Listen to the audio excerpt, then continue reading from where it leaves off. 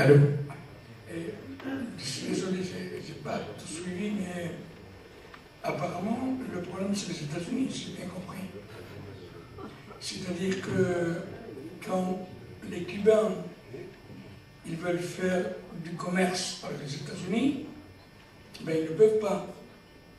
Quand vous voulez faire du commerce avec les États-Unis avec du sucre cubain, vous ne pouvez pas.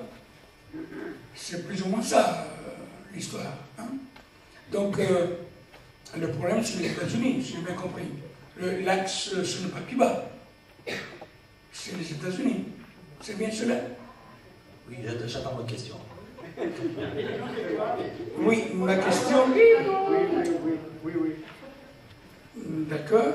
Et ma question est, puisque on sait tout ça depuis assez longtemps, qu'est-ce qu'on est en train de découvrir aujourd'hui?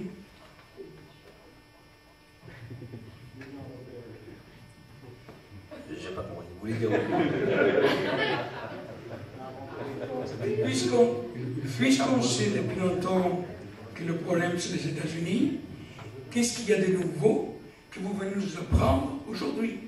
Alors, je m'excuse de ne rien vous apprendre, mais... Non. Moi j'écoute. Vous n'êtes pas obligé de m'écouter, hein? Je ne vous fusillerai pas si vous partez avant. Je suis encore là. Je n'ai pas bien saisi la question, mais... Si vous voulez faire la conférence après, je vous laisse la parole. Non. Puisqu'on sait que le problème, c'est les États-Unis. Oui. D'accord. J'ai entendu.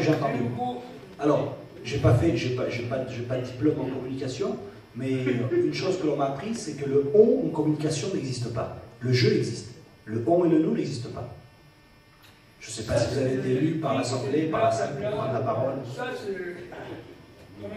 Donc vous savez peut-être, mais il y aura peut-être certains qui ne savent pas. C'est pour ça que j'essaye d'apporter ma modeste contribution. Non. Je suis désolé. Il n'y a pas de mal.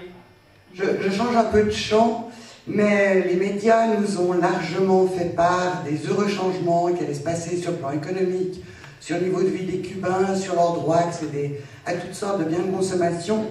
Et si je ne me trompe pas, vous avez déjà planché là-dessus, fait des commentaires pour rectifier cette désinformation dont, une fois de plus, les lecteurs occidentaux ont été victimes. Est-ce que vous pouvez revenir sur certains éléments, notamment l'accès à Internet, au portable et autres choses de ce type, s'il vous plaît? Alors, nos médias nous ont annoncé en fanfare que Cuba était en train de se libéraliser. Libéraliser, c'est-à-dire retrouver une certaine liberté. Donc, je me suis posé la question, donc libéraliser, liberté de quoi? Qu'est-ce qu'ils ont pu faire les Cubains? Ils peuvent désormais avoir un accès total au téléphone portable. Ça, je ne savais pas que la liberté, c'était la liberté d'avoir accès à un nouveau téléphone portable. Ils ont la liberté d'aller dans les hôtels de luxe. Parfait, je ne savais pas que la liberté se limitait à aller dans des hôtels de luxe. Ils ont la liberté, désormais, de pouvoir acheter certains produits électroménagers qui auparavant étaient restreints, comme les micro-ondes, tout ça. Je ne savais pas que ça se limitait à ça. Donc, ils ont la liberté de consommer. Bon. Ça en dit long sur la définition du mot liberté dans la presse occidentale. Essayons de prendre point par point les téléphones portables. Nos médias nous ont annoncé qu'avant, les Cubains n'avaient pas accès au téléphone portable. Ce qui est inexact. L'accès était restreint. Pour des raisons techniques et économiques évidentes. La connexion satellitaire à Cuba est limitée. C'est un pays du tiers-monde. C'est un pays victime de sanctions économiques. Et l'accès au téléphone portable a été restreint, dans un premier temps, aux administrations et aux fonctionnaires pour ne pas saturer la connexion.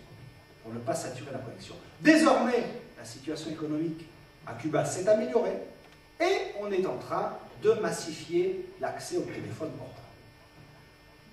portable. Ce n'est pas ce que nous a raconté la presse. Pour les appareils électroménagers, il est vrai qu'à partir des années 90, certains appareils à forte consommation d'énergie ont été restreints. L'acquisition de ces appareils, tels que les micro-ondes, les cuisinières électriques, tout ça, ont été restreints. Pour des raisons, là, économiques évidentes. En 1991, je vous rappelle qu'il y a eu la disparition de l'Union soviétique. Cuba a perdu près de 80% de son commerce extérieur. Le PIB a chuté de 23%. Il y a eu de grosses pénuries d'énergie à Cuba, ce qui a amené les autorités à limiter l'accès à certains appareils dévoreurs d'énergie, tels que les micro-ondes.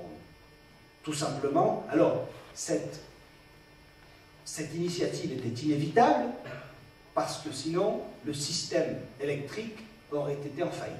Désormais, la situation va mieux, il n'y a quasiment plus aucun problème d'approvisionnement en énergie pour Cuba, donc les Cubains ont de nouveau accès, comme ils l'ont eu dans les années 80, à ces appareils électriques et électroménagers. Alors pour Internet, l'accès est toujours restreint, mais c'est une restriction qui est d'ordre technique. La connexion à Cuba se fait par satellite, tout simplement parce que les États-Unis refusent à Cuba l'accès du câble à fibre optique qui traverse le détroit de Floride. Alors, quels sont les désavantages d'une connexion via satellite? C'est qu'elle est d'abord beaucoup plus lente et qu'elle coûte 4 fois plus cher. Donc, pour l'instant, Internet est limité aux institutions, dans les universités, dans les clubs Internet, dans les administrations. Et les Cubains n'ont pour l'instant pas un accès massif comme on pourrait l'avoir chez nous en France. Actuellement, le Venezuela est en train de construire un câble à fibre optique qui atteindra Cuba. Et moi j'ai bon espoir que dans les prochaines années, ce problème sera résolu. Les hôtels. On s'est extasié du fait que désormais les Cubains vont avoir un accès total aux hôtels de luxe. Pourquoi l'accès aux hôtels était-il restreint auparavant? À partir des années 90, la situation économique était très difficile, est devenue très difficile.